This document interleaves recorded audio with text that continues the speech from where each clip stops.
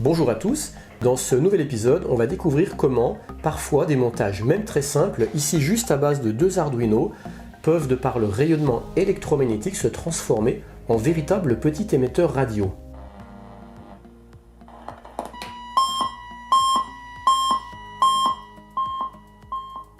Je tiens à préciser tout de suite que le but de ce montage, ce n'est pas de se construire un émetteur radio, parce que le montage est beaucoup trop simpliste, beaucoup trop grossier et il est très peu performant. Et puis deuxièmement, parce que pratiquer de la radio, c'est une activité très réglementée, et pour ça il faut une licence. Le but ici est juste d'expérimenter le fait que même des montages très simples peuvent rayonner au point de se transformer en petit émetteur radio. D'ailleurs, en exagérant à peine, je rappelle que le simple fait de manipuler un interrupteur 230 volts, eh bien ça émet un signal radio puisqu'on peut le capter dans un petit poste. D'ailleurs, tout comme la foudre. Donc, sans le savoir, à chaque fois que vous manipulez un interrupteur chez vous dans votre maison, eh bien, vous vous transformez en radio amateur. Voici le montage. J'utilise 2 Arduino Uno, une breadboard sur laquelle j'ai 2 transistors, et puis un petit compartiment de 4 piles AA. Une première carte Arduino va créer un oscillateur qui va engendrer une porteuse. Voici son code, comme vous le voyez, il est très simple, on peut difficilement faire plus simple. Il va juste créer une alternance d'état haut et d'état bas sur une broche de sortie, la broche de sortie D13 de la carte Arduino. Alternance d'état que je provoque sans temporisation afin d'obtenir une fréquence d'oscillation la plus rapide possible, environ 148 kHz. Alors je pense qu'il est possible de monter encore plus haut en fréquence avec un Arduino, mais pour l'instant je ne sais pas faire. Et puis ce second Arduino, lui, va créer un signal audio basse fréquence. C'est le son qui sera véhiculé par l'onde porteuse, on va dire, et qu'un simple récepteur AM pourra restituer après démodulation AM. Pour dire plus simple, c'est le son qu'on entendra dans un petit poste radio. Alors pour ce son, j'ai choisi de recréer le son émis par le premier satellite construit par l'homme, le Spoutnik russe, qui avait été lancé en 1957. C'est le fameux bip, bip, bip.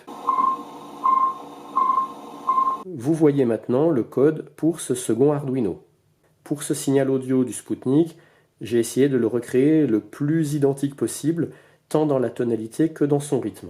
Alors si on veut s'amuser à brancher un petit haut-parleur directement sur ce second Arduino, une fois que vous aurez téléversé ce code, vous entendrez le fameux signal audio du Spoutnik, sans passer par la radio parce qu'il arrivera directement dans le haut-parleur.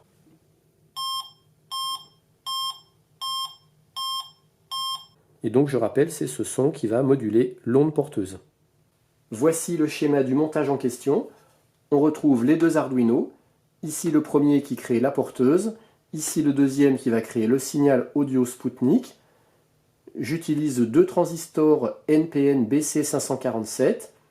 Et puis un petit compartiment à piles pour une deuxième alim, 4 piles AA, un interrupteur, une résistance. Ici ce que j'appelle boucle antenne qui fait un peu boucle rayonnante.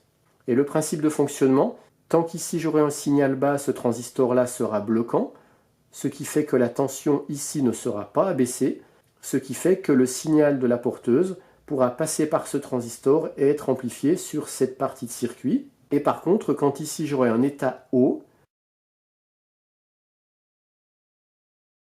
la tension à ce point-là sera abaissée au point d'empêcher la transmission de la porteuse sur cette partie de circuit.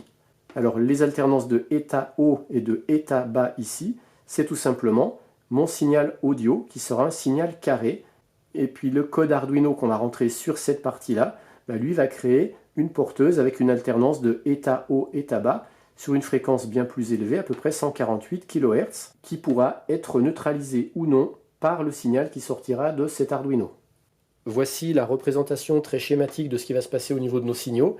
Ici la porteuse, qui est une alternance d'état haut et d'état bas en signaux carrés, sur la fréquence à peu près de 148 kHz. Ici le signal audio basse fréquence. Donc ça fait le bip, silence, bip. Et puis voici ici la porteuse modulée. Alors par contre, elle est modulée à l'envers, ce qui fait que quand le signal audio est à l'état haut, eh bien la porteuse est à l'état bas. Mais bon, ça marche très bien quand même.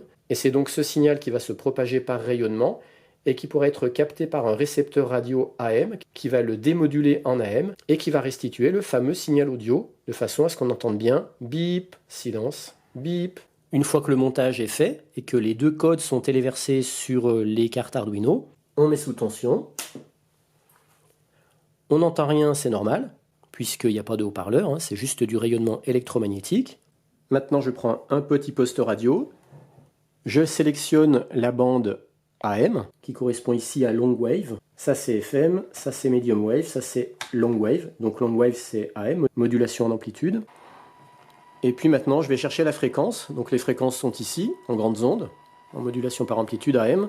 Donc là, je suis à peu près sur 280 kHz. Il faut que j'aille à peu près vers les 150 kHz.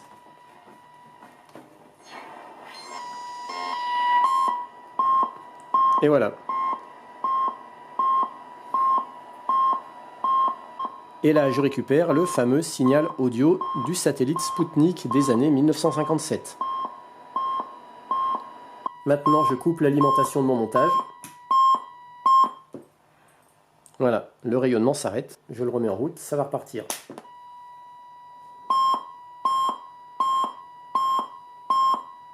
Voilà, grâce à cette petite expérience, on comprendra mieux que parfois même des montages très simples peuvent se transformer en véritables petits émetteurs radio à cause de leur rayonnement électromagnétique.